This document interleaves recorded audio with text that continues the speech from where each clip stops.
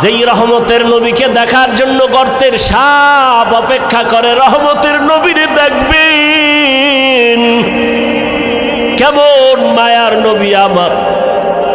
রহমতের নবী রাস্তা দিয়ে যখন হাঁটেন, দুই পার্শ্বের গাছগুলো নত হইয়া নবীরে সালাম দেয়। রহমতের নবী যখন রাস্তা দিয়ে হাঁটেন, জঙ্গলের প্রাণীরা বারবার আমার নবীর সালাম জানায়। নবীজি খেজুর গাছের সাথে ট্যাক লাগায়া খুতবা পড়েন। কিছুদিন পরে সিদ্ধান্ত নিলেন, না, এটা বাদ, নতুন একটা খুতবা দেয়ার মিম্বর বানাবে। বুখারী শরীফের ইবারত, খেজুর গাছ কান্না শুরু করছে। সাহাবায়ে কেরাম বলেন, মানুষের কান্নার মতো খেজুর গাছ থেকে, মরা খেজুর গাছ থেকে কান্নার আওয়াজ। রহমতের নবী বলেন, রে খেজুর গাছ কেন কাঁদো? আমি কি দোয়া করব তুই জিন্দা হবি, তোর কাছে খেজুর হবে, উম্মতেরা খাবে। খেজুর গাছ বলে, না ইয়া রাসূলুল্লাহ, এই দোয়া চাই না। কেন কাঁদো? বলে, আপনার বিরহের বেদনায় কান্না করি। কি চাও? বলে, এখানে জানাজা পড়ায়া দাফন করবেন, হাসরের ময়দানে আপনার সাথে জান্নাতে থাকতে চাই নবী। উস্তুনে হান্না আজহাজ রে রসুল, নালামি জাদ হামচুয়ার বাবুকু। রহমতের নবীর জন্য জঙ্গলের প্রাণীরা, নদীর মাছ এতটাই পাগল। কপাল খারাপ, আমরা মুসলমান হয়ে সেই নবীরে চিনতে পারলাম না। এরে নবীর আশেক, রহমতের নবীর শরীর মোবারকে মশা মাছি পড়া হারাম। আম্মা জান আয়েশা রাদিয়াল্লাহু আনহা বলেন, নবীর শরীর মোবারকের ঘাম আমি বোতলে ভরে রাখতাম, আর আতর হিসাবে আমরা নবীর ঘাম ব্যবহার করতাম। কেমন রহমতের নবী আমার! আজও সেই নবী মদিনাতুল মুনাওয়ারা জিন্দা নবী, উম্মতের মায়ায় কান্না করে। এরে নবীর উম্মতের দল, আজ আমার নবীর বিরুদ্ধে এত অত্যাচার, এত ষড়যন্ত্র, মুসলমানের উপরে হামলা শুধু কালেমার কারণে, রহমতের নবীর উম্মত হওয়ার কারণে। না হয় ফিলিস্তিনের মুসলমানের তো অন্য কোনো অপরাধ নেই। তুমি আজকে 3 বেলা খানা খাও, কত আরামে ঘুমাও। ফিলিস্তিনের মুসলমান রমজান গেল, সাহারি খেতে পারে না, ইফতারি নাই। মায়ের সামনে সন্তানের জবাই করে, সন্তানের সামনে মা বাবাকে জবাই করে, ধর্ষণ করে।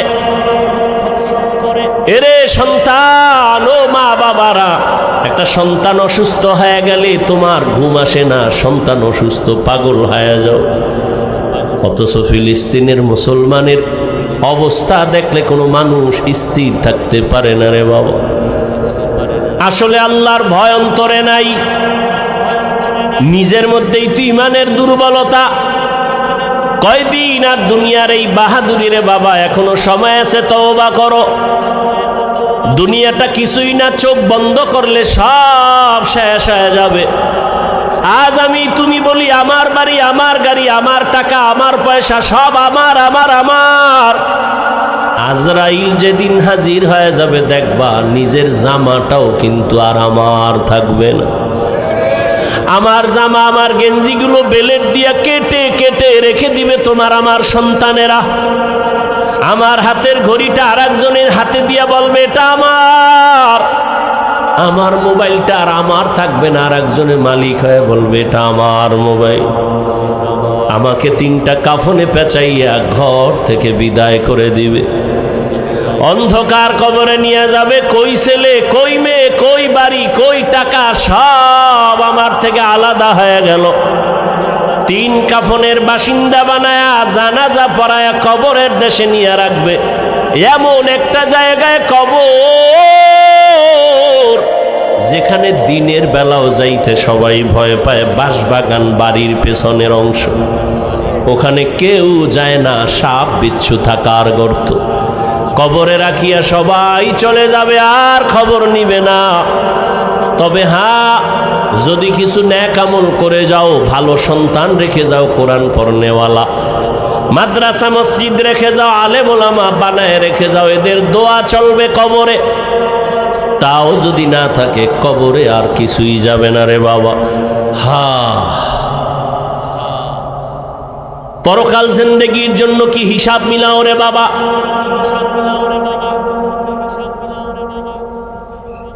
চোখের সামনে বুঝাই দিলাম রে যুবক বাবা, তোমার মতো যুবক জেনারেল লাইনে থাকিয়া 5 বেলার নামাজ পড়ে, ময়দানে কৃষি কাজ করে, নদীর মধ্যে মাছ ধরে, 5 বেলার নামাজ পড়ে, রাস্তায় গাড়ি চালায় না, গাড়িটা বন্ধ করে আজান হলে নামাজে যায়, ড্রাইভার, হেল্পার, কন্ট্রাক্টর, যাত্রী সহ। বলো তুমি কেন নামাজ পড়তে পারো না? তোমার মতো যুবক যদি স্কুল কলেজে পড়ে, নামাজ পড়ে, বলো তুমি কেন পারো না রে বাবা। ঢাকা কলেজের খবর নাও, জাহাঙ্গীরনগরের খবর নাও, ওখানের পড়ুয়া তোমার মতো সন্তান কলেজে ক্লাস করে, মাথায় পাগড়ি, বড় দাড়ি, বড় জামা, মনে হয় পেছন থেকে তাকাইলে বড় মসজিদের কোনো খতিব। জিজ্ঞাসা করি, বাবা তুমি কোন মসজিদে জুমা পড়াও? কয় না, আমি তো আরবি পারি না। করো কি? বলে ঢাকা কলেজে আমি অধ্যয়নরত অবস্থায় আছি। কলেজে ক্লাস করো এই অবস্থায়, টুপি দাড়ি নিয়ে? বলে হ্যাঁ। সমস্যা? বলে সমস্যা নাই, কলেজের সব টিচার আমার জন্য দোয়া করে। তোমার ক্লাসে মাইয়া ভোলা নাই? কয় আছে। মাঝে মাঝে পার্কে আনন্দ মিছিলের ডাকে, না বলে ডাকে। আমি না বলার আগে আমার ক্লাসের কিছু মেয়েরা বলেও, আল্লাহর পথে আছে, ডিস্টার্ব করিস না, আমরা চল। ওকে ডিস্টার্ব করার দরকার নাই। ও যুবক, তোমাকে আমি পাগড়িওয়ালা, টুপিওয়ালা হতে বলি না। তুমি স্কুলে পড়িও, ডাক্তার হও, ইঞ্জিনিয়ার হও, প্রফেসর হও, কিন্তু আমার দাবি একটাই হলো, বেয়াদব হইও না রে বাবা। বলবা হাফিজ ভাই বেয়াদব হব না, তার ব্যাখ্যা 3 জায়গায় বেয়াদবি করবা না, করলেই তোমার মরার আগে জীবন শেষ। মরবি না, এত তাড়াতাড়ি দুষ্টুগুলি মরবে না। ওরা মায়েরে জ্বালায়, বাবারে জ্বালায়, হুজুরেরে জ্বালায়, শিক্ষকের জ্বালায়, আলেমগো জ্বালায়, এবার ও জ্বলব না? ও কিডনি যাইব, লিভার যাইব, বিছনায় শুইয়া শুইয়া কানতে কানতে কানতে কানতে ওর জীবন শেষ শেষ। এত তাড়াতাড়ি আল্লাহ নিবে না, ওরে জ্বালাইয়া এরপরে নিবে।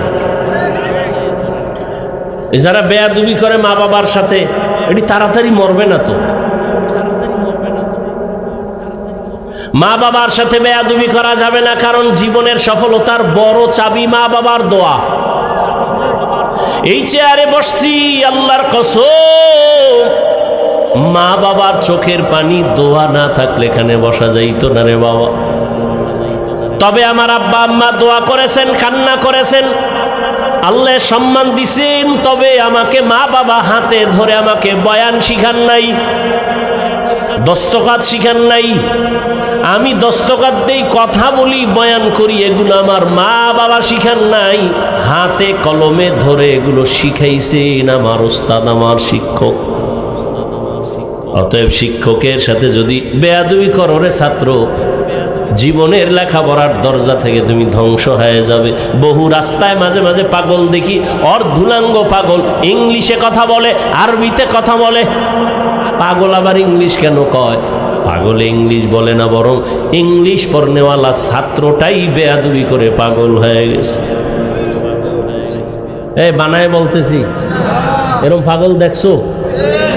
আরবিতে কথা বলে অথচ পাগল। হিসাব করে দেখলাম বেয়াদবি করে পাগল হয়ে গেছে। এজন্য মা বাবার বরদোয়া বড় কঠিন, শিক্ষকের বরদোয়া কঠিন। 3 নাম্বার, উলামায়ে কেরাম মুরব্বীদের সাথে বেয়াদবি করলে জীবন ধ্বংস, চরিত্র ধ্বংস হয়ে যাবে। কোনোদিন কোনো মা বাবা সন্তানের জন্য বরদোয়া করে না, লিখে রাখো ভালো করে। কোনোদিন কোনো শিক্ষক ছাত্রের জন্য বরদোয়া করে না, কোনো আলেম কোনোদিন কোনো উম্মতের জন্য বরদোয়া করে না। বরদোয়াটা এসে যায়। তোমার আচরণে কষ্ট পায় যদি মা বাবা বলে আহ, বাস এতটুকুই যথেষ্ট তোর কপাল পোড়ার জন্য। তোমার আচরণে কষ্ট পেয়ে যদি শিক্ষক বলে আহ, তোমার কপাল পুড়তেই নিঃশ্বাসটাই যথেষ্ট। আল্লাহ হেদায়াত দান করুন। সব কিছুর মূলে এত বয়ান, এত বয়ান, এত বয়ান। ও যুবক বাবা মুসলমান, তোমাকে বয়ান করব কেন? আজকে তো বয়ান করার প্রয়োজন। ওলামায়ে কেরামের চট্টগ্রামের পাহাড়িয়া জঙ্গলের ভেতরে খ্রিস্টান মিশনারিরা ভেজাল করে। আজকে তো ওলামায়ে কেরাম বেশি বেশি বয়ান করবেন, পঞ্চগড়ে টাকা দিয়ে কাদিয়ানি বানায়। কিন্তু কই, এক সেকেন্ড পঞ্চগড়ে যাওয়ার সময় নাই। 12টা মাস দিন নাই রাত নাই, গাধার মতো দৌড়াই সারা দেশে, পায়ে ধইরা ধইরা বয়ান করি। একজনকেও বলি না আমার দলে আসো, পাও ধরে ধরে ধরে ধরে বিনয়ের সাথে বয়ান করি। ও মা বোনেরা, ও বাবাজিরা, ও বৃদ্ধ বাবাজি, ও যুবক বাবারা, আমি পাঁচকল্লি পড়েছি, তোমরাও পড়ো, একবারও বলি না। আমি কওমি মাদ্রাসায় লেখাপড়া করেছি, তোমরাও কওমিতে যাও, একবারও বলি না। আমি পীর সাহেবদের মুরিদ, তুমি পীরের কাছে যাও, একবারও বলি না। আমি তাবলিগের লাইনের সন্তান, তুমিও তাবলিগে যাও, বলি না। কি বলি বাবা? মা বাবার দোয়া নিয়ে চলো, শিক্ষকের নেক নজর লাগায় চলো, ওলামায়ে কেরামের দোয়া নিয়ে আগাও। ডাক্তার হবা তো সম্মানের ডাক্তার হও, ইঞ্জিনিয়ার হবা দেশব্যাপী সম্মানিত ইঞ্জিনিয়ার হও, প্রফেসর হবা তো দেশ জোড়া সম্মানের প্রফেসর হয়ে যাও। এমন ডাক্তার আমার দেশে আছে যে বিদেশওয়ালারাও তাকে হায়ার করে নিয়ে যায় টাকা চিকিৎসার জন্য। এটা সম্মান না? আল্লাহ তোমারে পারে না? পারে না? মা বাবার সাথে বেদবি করো, আরো আগে পারবে। লিকুল্লি শাইইন জিনাতুন ফিল ওয়ারা ওয়া জিনাতুল মারই তামামুল আদাবি আজ খুদা খাহি মে তৌফিক আদব বে আদব মাহরুম গাশত আজ ফজলে রা। সব কথার মূলে আল্লাহর ভয় নাই। যদি আল্লাহর ভয় থাকতো, ওরে ভাই আপনারাও মুসলমান, আমিও মুসলমান, খেয়াল করেন কষ্ট হয়। আপনাদের আল্লাহ আমার আল্লাহ দুইজন, জবান খুলে বলেন কয়জন? আপনাদের নবী আমার নবী, বলেন। আপনাদের কোরআন আমার কোরআন, আপনাদের কাবা আমার কাবা, আপনাদের কালেমা আমার কালেমা, আপনাদের ধর্ম আমার ধর্ম। আপনি আমি দুনিয়াতে আসছি সিস্টেম। বিদায়বেলা কাফনের সংখ্যাও, আমাকেও 3টা কাফন দিবে, আপনাকেও 3টা কাফন দেয়া হবে, মা বোনদের 5টা কাফন দেয়া হবে। কালার হবে আলাদা। কি হুজুরদের কালার একরকম, আপনাদের কালার আর এক রকম। আমি এত বড় বক্তা, আপনি এত বড় টাকাওয়ালা, এই কারণে কেউ সম্মানে একটা কাফন বাড়াইয়াও দিবে না। রিক্সা ড্রাইভার মরে গেছে, গরিব হওয়ার কারণে একটা কাফন কমাইয়াও দিবে না। আমাকেও যেই কাফন 3টা, আপনাকেও সেই কাফন দেয়া হবে। কালারও হবে এক, কাফনের উপরে লেখা থাকবে বড় লোকের লাশ, হুজুরের লাশ। এত মাস্তানির লাভ কি? আজ আমি বক্তা, আপনি শ্রোতা, আপনি বড় ডাক্তার, আমি রুগী, আমি ইমাম, আপনি মুক্তাদি। এত ভাব, ক্ষমতার গরম, এলেমের গরম। সাদা কাফনের মধ্যে যেদিন ঢুকবা, ওই দিন সব বাহাদুরি বন্ধ হয়ে যাবে। সাদা কাফনে ঢোকার পরে কে ধনী, কে গরিব, কে আলেম, কে মূর্খ, কে ইমাম, কে মুক্তাদি কোনো লেখা থাকবে না। সব একাকার হয়ে যাবে। এত বাহাদুরি, কবরে যাওয়ার আগেই দেখো সাদা কাফনের প্যাকেট হওয়ার মাত্রই বাহাদুরি বন্ধ হয়ে গেল। কিসের এত বাহাদুরি? কই টাকাওয়ালা 3 কাফনে প্যাকেট হয়ে যাবে। কোটি টাকার মালিক দেখো অভাব হয় না দূর, গরিবী ঘুমায় আরাম করে মনটা বাহাদুর। ফেরাউনের লাশটা দেখো মিশর জাদু ঘরে, খায় না মাটি পোকা মাছি সবাই ঘৃণা করে। হৃদয় থাকিবে যার নম্রতা সদা, রহমত আসিবে সেথা প্রভুর ওয়াদা। বড়র বাড়াই থাকলে দিলে রহমত আসবে না, নিজেকে নিজে ছোট মনে করিও সদা। উঁচু জমিন থেকে পানি নিচু জমিনে যায়, তেমনি খোদার রহমত আসে নম্রতার হৃদয়। ভোগবিলাসের বাড়ি গাড়ি পরে রবে সব, থাকতে সময় স্মরণ করো আল্লাহ আমার রব।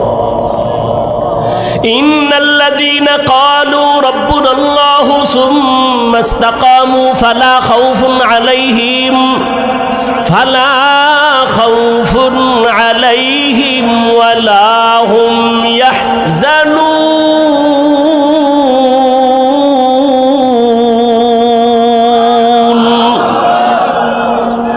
যে ব্যক্তি আমার আল্লাহকে রব বলে স্বীকার করবেন এবং এই রবকে মানিয়া জীবনটা চালাবে, আল্লাহ বলেন তোমার দুনিয়ায় পেরেশানি নাই, আখেরাতেও ভয় নাই। আমি আল্লাহ কুদরতের দ্বারা তোমাকে বিনা হিসাবে জান্নাত দিয়া দিব। আতিনা ফি দারে দুনিয়া না হাসান, আতিনা ফি দারে উকবা না হাসান, ইয়া গিয়াসাল মুস্তাগীসিন ইহদিনা লিফতিখারা বিল উলুমে ওয়াল গিনা। হর গরি দে নে को तू तैयार है, जो न मांगे उससे तू बेजार है। আপনারাও মুসলমান, আমিও মুসলমান। আপনার আমার আল্লাহ এক, নবী এক, কোরআন এক, কাবা এক, ধর্ম এক, কালেমা এক, দুনিয়াতে আসছি তাও এক, কাফনের কালার এক, সংখ্যাও এক, কবরের সাইজও হবে না। আপনাদের এলাকার কবর এক হাত বড়, কবরে রাখার পরে কবরের প্রশ্ন করা হবে কয়টা? 3টা, তাও এক। আমাকেও যেই প্রশ্ন আপনাকেও সেই প্রশ্ন। রবের পরিচয় দাও, ধর্মের পরিচয় দাও, রাহমাতুল লিল আলামিনের পরিচয় দাও। আপনিও মুসলমান, আমিও মুসলমান। আপনার আমার আল্লাহ এক, নবী এক, কোরআন এক, কাবা এক, ধর্ম এক, কালেমা এক। অথচ আপনাকে পাও ধরে বয়ান করা লাগবে কেন? বরং বয়ান করার পরেও তো দেখি আমি টুপি খুলতে চাই না। আপনি কেমন মুসলমান যে টুপি দিতে চান না? আমি পাও ধরে ধরে বলি ভাইজান দাড়িটা লম্বা করেন, আমি দাড়ি কাটতে চাই না। আপনি কেমন মুসলমান যে দাড়ি রাখতে চান না? আমিও মুসলমান, আপনিও মুসলমান। আমি মসজিদে না ঢুকলে লজ্জা পাই। আপনি কেমন মুসলমান যে মসজিদে ঢুকতে গেলে লজ্জা পান? আমিও মুসলমান, আপনিও মুসলমান। আমি বেপর্দায় চলতে গেলে লজ্জা পাই। আপনি কেমন মুসলমান যে পর্দা করতে গেলে লজ্জা পান? কপাল বুঝি পুড়িয়ে গেছে রে যুবক। আর কপালটা যদি পুড়িয়াই যায়, আমি হাফিজুর রহমান কেন, মক্কা মদিনার ইমাম কেন, স্বয়ং রসুলেও যদি বয়ান করে কপাল খুলবে না। যেই রসুলকে একটা নজর দেখা মাত্র জাহান্নামের আগুন হারাম হয়ে যায়, কেমন মায়ার নবী চিল্লিদার যুবক, যেই মায়ার নবীর চেহারা মোবারক এত সুন্দর, যেই রহমতের নবীকে এক নজর দেখলে পেটের ক্ষুধা থাকে না। কেমন মায়ার নবী, যেই রহমতের নবীকে একটা নজর দেখার জন্য গর্তের পিপিলিকা কান্না করে। কেমন মায়ার নবী আমার, যেই রহমতের নবীকে দেখার জন্য গর্তের সাপ অপেক্ষা করে। রহমতের নবীরে দেখবেন, কেমন মায়ার নবী আমার। রহমতের নবী রাস্তা দিয়ে যখন হাঁটেন,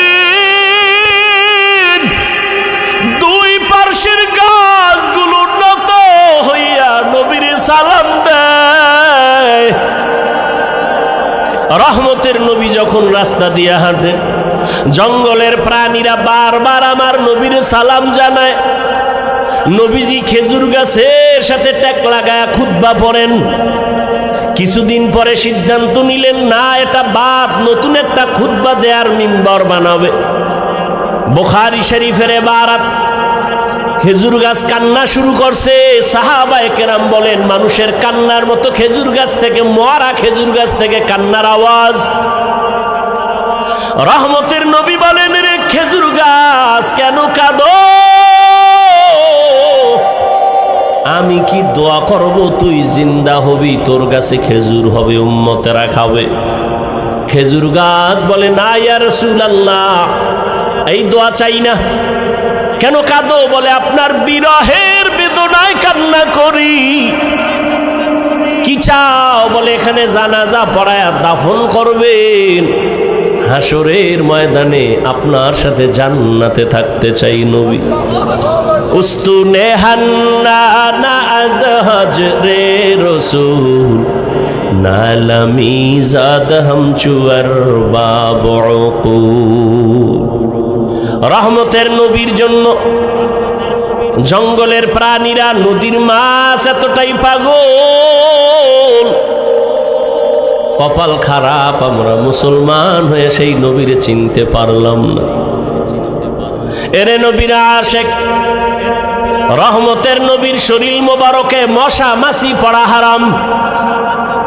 আম্মা জান আয়েশা রাদিয়াল্লাহু আনহা বলেন, নবীর শরীর মোবারকের ঘাম আমি বোতলে ভরে রাখতাম, আর আতর হিসাবে আমরা নবীর ঘাম ব্যবহার করতাম। কেমন রহমতের নবী আমার! আজও সেই নবী মদিনাতুল মুনাওয়ারা জিন্দা নবী, উম্মতের মায়ায় কান্না করে। এরে নবীর উম্মতের দল, আজ আমার নবীর বিরুদ্ধে এত অত্যাচার, এত ষড়যন্ত্র, মুসলমানের উপরে হামলা শুধু কালেমার কারণে, রহমতের নবীর উম্মত হওয়ার কারণে। না হয় ফিলিস্তিনের মুসলমানের তো অন্য কোনো অপরাধ নেই। তুমি আজকে 3 বেলা খানা খাও, কত আরামে ঘুমাও। ফিলিস্তিনের মুসলমান রমাজান গেল, সাহারি খেতে পারে না, ইফতারি নাই। মায়ের সামনে সন্তানের জবাই করে, সন্তানের সামনে মা বাবাকে জবাই করে, ধর্ষণ করে। এরে সন্তান, ও মা বাবারা, একটা সন্তান অসুস্থ হয়ে গেলে তোমার ঘুম আসে না, সন্তান অসুস্থ, পাগল হয়ে যাও। অথচ ফিলিস্তিনের মুসলমানের অবস্থা দেখলে কোনো মানুষ স্থির থাকতে পারে না রে বাবা। আসলে আল্লাহর ভয় অন্তরে নাই, নিজের মধ্যেই তো ইমানের দুর্বলতা। কয়দিন আর দুনিয়ার এই বাহাদুরি রে বাবা, এখনো সময় আছে, তওবা করো। দুনিয়াটা কিছুই না, চোখ বন্ধ করলে সব শেষ হয়ে যাবে। আজ আমি তুমি বলি, আমার বাড়ি, আমার গাড়ি, আমার টাকা, আমার পয়সা, সব আমার আমার আমার। আজরাইল যেদিন হাজির হয়ে যাবে, দেখবা নিজের জামাটাও কিন্তু আর আমার থাকবে না। আমার জামা, আমার গেঞ্জিগুলো বেলেট দিয়া কেটে কেটে রেখে দিবে তোমার আমার সন্তানেরা। আমার হাতের ঘড়িটা আর একজনের হাতে দিয়া বলবে এটা আমার। আমার মোবাইলটা আর আমার থাকবে না, আর একজনের মালিক হয়ে বলবে এটা আমার মোবাইল। আমাকে 3টা কাফনে পেঁচাইয়া ঘর থেকে বিদায় করে দিবে। অন্ধকার কবরে নিয়ে যাবে। কই ছেলে, কই মেয়ে, কই বাড়ি, কই টাকা, সব আমার থেকে আলাদা হয়ে গেল। 3 কাফনের বাসিন্দা বানায়া জানাজা পড়ায়া কবরের দেশে নিয়ে রাখবে। এমন একটা জায়গায় কবর যেখানে দিনের বেলাও যাইতে সবাই ভয় পায়। বাঁশবাগান বাড়ির পেছনের অংশ, ওখানে কেউ যায় না, সাপ বিচ্ছু থাকার গর্ত। কবরে রাখিয়া সবাই চলে যাবে, আর খবর নিবে না। তবে হ্যাঁ, যদি কিছু নেক আমল করে যাও, ভালো সন্তান রেখে যাও, কোরআন পড়নেওয়ালা, মাদ্রাসা মসজিদ রেখে যাও, আলেম ওলামা বানায় রেখে যাও, এদের দোয়া চলবে কবরে। তাও যদি না থাকে, কবরে আর কিছুই যাবে না রে বাবা। রহমতের নবী আম্মা জান আয়েশা বলেন, আমার হুজরায় বসে নবী গুনগুন করে কান্না করেন। আমি জিজ্ঞাসা করতাম, ইয়া রাসূলুল্লাহ, আমি আয়েশার কোনো বেয়াদবির কারণে আপনি কান্না করেন? কয় না না। তো কেন আপনি কাঁদেন? আম্মা জান আয়েশার জবাবে রহমতের নবী বলেন, হাসরের ময়দানের ভয়ঙ্কর হালাত আমার যখন মনে পড়ে চোখের পানি ধরে রাখতে পারি না রে আয়েশা। হাসরের ময়দানটা কত যে ভয়ঙ্কর, আমার উম্মতের কি হালাত হবে আয়েশা। আম্মা জান বলেন, কেমন হালাত? নবীজি বলেন, হাসরের ময়দানে নারী আর পুরুষগুলো উলঙ্গ, সবাই উঠবে। নারীরা উলঙ্গ, পুরুষেরা উলঙ্গ দাঁড়াবে। সূর্যটা মাথার উপরে নেমে আসবে। সূর্যের গরমে জমিনটা তামা হয়ে যাবে। নাফরমানদের মাথার মগজগুলো ভাতের মারের মতো ফুটতে থাকবে। ওদিকে জাহান্নামের আওয়াজ, জাহান্নাম চিৎকার দিয়া বলবে, ও দয়ার মালিক, বেনামাজিগুলো কই? নাফরমান গুনাহগারগুলো আমার পেটে দাও। নবী বলেন, ওদিকে আমার আল্লাহ রাগান্বিত আওয়াজ দিয়া ফেলবেন, কুদরতের আওয়াজ দিবেন, বড় ভয়ঙ্কর আওয়াজ। লিমানিল মুলকুল ইয়াউম লিল্লাহিল ওয়াহিদিল কাহ্হার। নবীজি বলেন, আমার আল্লাহ এতটা রাগান্বিত কুদরতের আওয়াজ দিবেন যে হাসরের ময়দানটা থরথর করে কেঁপে উঠবে। জাহান্নামের আওয়াজ, এমন অবস্থা হবে যে নবীদের কোনো গুনাহ নাই, সে নবীরাও কান্না শুরু করবেন। আদম আলাইহিস সালাম কান্না করবেন, মুসা নবী কাঁদবেন, ঈসা নবী কান্না করবেন, ইব্রাহিম নবী কান্না করবেন, নূহ নবী কান্না করবেন। উম্মতেরা পাগলের মতো দৌড়াবে, কোথায় যাবে একটু পরিত্রাণ পাওয়ার জন্য। আদম নবীও বলবে, আমি পারবো না, যাও, কোন উম্মতের সুপারিশ করতে পারবো না। মুসা নবীও তাড়ায় দিবেন, ঈসা নবী তাড়ায় দিবেন। সর্বশেষ রহমতের নবী বলেন, আয়েশা, উম্মতেরা পাগলের মতো হয়ে যাবে। এক পর্যায়ে তারা আমি মুহাম্মদের তালাশ করতে থাকবে। আম্মাজান বলেন, ইয়া রাসূলুল্লাহ, উম্মতেরা ওই কঠিন সময় আপনাকে কোথায় পাবে? মায়ার নবী কাঁদেন আর বলেন, আয়েশা, ওই কঠিন সময় আমি একমাত্র আমার রবের সামনে সিজদায় পড়ে মাকামে মাহমুদে কান্না শুরু করব। মুসা নবী কাঁদবেন নিজের জন্য, ঈসা নবী কান্না করবেন নিজের চিন্তায়, আদম নবী কাঁদবেন নিজের চিন্তা, আর আমি মুহাম্মদ কান্না করব, একবারও বলবো না আমার কথা, আমি বারবার বলবো, আমার উম্মতের কি উপায়? আমি আমার মাওলাকে বলবো, আল্লাহ, আমার উম্মতের খবর কি? আমার একটা উম্মত যেন জাহান্নামের আগুনে না যায়, জাহান্নামের একটা সেকেন্ডের গরম সহ্য করতে পারবে না। আমার আল্লাহ তখন আমার কান্না সহ্য করতে পারবেন না, দ্রুত বলবেন, হে নবী, আপনি মাথা উঠান, আপনার কান্না আমি আল্লাহ সহ্য করতে পারি না। আমাকে তখন আমার আল্লাহ বলবে, যান, আপনার উম্মতগুলো বাছাই করে করে জাহান্নাম থেকে জান্নাতের পথে নিয়ে যান। আমি তখন অর্ডার পাইয়া আমার গুনাহগার উম্মতগুলো বাছাই করে করে করে করে হাউজে কাউসারের কিনারায় নিয়ে দাঁড় করাবো। কারণ সূর্যের গরমে পানির এত পিপাসা, এতটা কঠিন, আমার উম্মতগুলোকে আমি ধরে ধরে হাউজে কাউসারের কিনারায় নিয়ে দাঁড় করাবো। আম্মা জান আয়েশা বললেন, ইয়া রাসূলুল্লাহ, কোটি কোটি কোটি মানুষের ভেতরে আপনার উম্মতের চিনবেন কিভাবে? মুসা নবীর উম্মত, ঈসা নবীর উম্মত, ইব্রাহিমের উম্মত কেমনে চিনবেন আপনারটা? নব রহমতের নবী বলেন, হে আয়েশা, আমার উম্মতেরা দুনিয়ায় যারা ওযু বানাইয়া 5 বেলার নামাজ আদায় করত, কিয়ামতের ময়দানে তাদের ওযুর জায়গাগুলো নূরের আলোতে ঝলমল করতে থাকবে। আমি দেখে দেখে ধরে ধরে বলবো, আয় আয় আয় আমার উম্মতেরা, আয় হাউজে কাউসারের পানি আমার হাতে পান করে যাও। হাউজে কাউসারের গোড়ায় আমি নিজে পেয়ালা ভরে ভরে পানি দিব, আর উম্মতেরা পান করবে। এভাবে দিতে দিতে হঠাৎ করে উম্মতের লাইন এখন অনেক বড়, মাঝখানে পর্দা পড়ে যাবে। ফেরেশতারা পর্দা দিলা কেন? উম্মত এখনো তো বাকি আছে, ওদেরকে পানি পান করাবো। ফেরেশতারা বলবেন, ইয়া রাসূলুল্লাহ, এই উম্মতগুলো আপনার আসল উম্মত না, এগুলো ভেজাল। আপনি দুনিয়ার থেকে বিদায়ের পরে এই উম্মতগুলো জাহান্নামের পথে চলতে চলতে এতটাই বেপরোয়া হয়ে গেছে, নিজেও নামাজ পড়ে নাই, অন্যে নামাজ পড়তো তাও পছন্দ করে নাই, নিজেও দাড়ি রাখে নাই, অন্যে দাড়ি রাখবে তাও পছন্দ করে নাই, নিজেও হালাল খায় নাই, অন্যে হালাল খাবে তাও পছন্দ করে নাই। রহমতের নবী বলেন আয়েশা, তখন আমি রাগান্বিত হয়ে বলবো, সহকান সহকা লিমান গাইয়ারা মিন বাদি।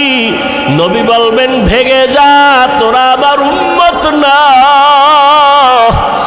ও মনোহরগঞ্জের মুসলমান মা বোনেরা, বৃদ্ধ বাবাজিরা, যুবক বাবারা, জানি না ওই কাতারে কে পড়িয়া যাব। নবী যদি তাড়াইয়া দেয়, তোমার আমার কপালে যদি ওই ধমকটা পড়িয়া যায়, আমার মাওলা গাইবি আওয়াজ দিয়া বলবেন, ও জাহান্নামের ফেরেশতারা, এদেরকে ধর, জাহান্নামের শিকলটা লাগাইয়া জাহান্নামের দিকে নিয়ে যাও। ওয়াসিকাল্লাযীনা কাফারু ইলা জাহান্নামা যুমারা। ওরে আল্লাহর বান্দারা, সূর্যের গরম সহ্য করতে পারো না, বেতের বাড়ি সইতে পারো না, মশার কামড় সহ্য করতে পারো না, জাহান্নামের আগুনের গরম কেমন করে সহ্য করবারে বাবা। এখনো যদি আল্লাহর আযাবের ভয় অন্তরে আসে, দুই ফোঁটা চোখের পানি ছেড়ে গোপনে আমার মালিকের ডাক দাও। মনে মনে বলো, হে আল্লাহ, জীবনে কত গুনাহ করলাম, দাড়ি কাটলাম, নামাজ ছাড়লাম, বেপরদায় চললাম, ওলামায়ে কেরামরা কত বুঝান বুঝাইলো, তারপরও নামাজ পড়ি নাই, দাড়ি রাখি নাই, বেপরদায় চলা বন্ধ করি নাই। আজকে থেকে তৈরি হয়ে গেলাম, আর নামাজ ছাড়বো না, বেপরদায় চলবো না, দাড়ি কাটবো না, মা বাবারে কষ্ট দিয়া বরদোয়া নিব না, ওলামায়ে কেরামের দোয়া নিয়া, শিক্ষকের দোয়া নিয়া, নবীর তরিকা মেনে চলবো রে বাবা।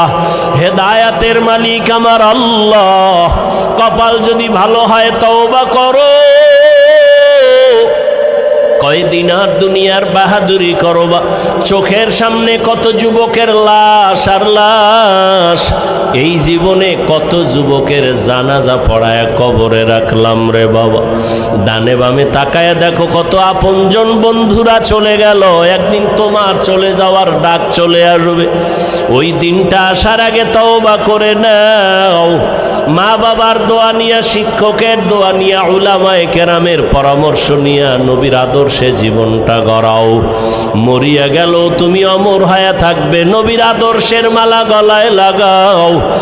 আর নামাজ ছাড়িও না, দাড়ি কাটিও না, বেপরদায় চলিও না রে বাবা। তওবা করে না ও বৃদ্ধ বাবাজি, ও পর্দার আড়ালের মা বোনেরা। আপনার মতো কত মা স্বামীর মাল হেফাজত করে, পর্দা করে, নামাজ পড়ে, মোবাইলে সময় নষ্ট করে না। আপনারা কেন পারবেন না? নিজেও সঠিক পথে চলেন, স্বামীর মাল হেফাজত করেন, সন্তানটাকে আদর্শবান কোরআন পড়নেওয়ালা ডাক্তার বানায় যান, ইঞ্জিনিয়ার বানায় যান। কোরআন পড়ে পড়ে সন্তান দোয়া করবে, নামাজ পড়বে, জীবনটা ধন্য হয়ে যাবে। ও আল্লাহর বান্দারা, তওবা করার মতো যদি অন্তর তৈরি হয়, মুনাফিকি অন্তরে যদি না থাকে, খাঁটি তওবার নিয়ত যাদের আছে, দুটো হাত আমার আল্লাহকে দেখাইয়া দাও। আয় আল্লাহ, আমাদের হাতগুলো কবুল করে নেন, তওবা কবুল করে নেন। তওবার উপরে মজবুত হইয়া চলার তৌফিক দান করেন, আমিন।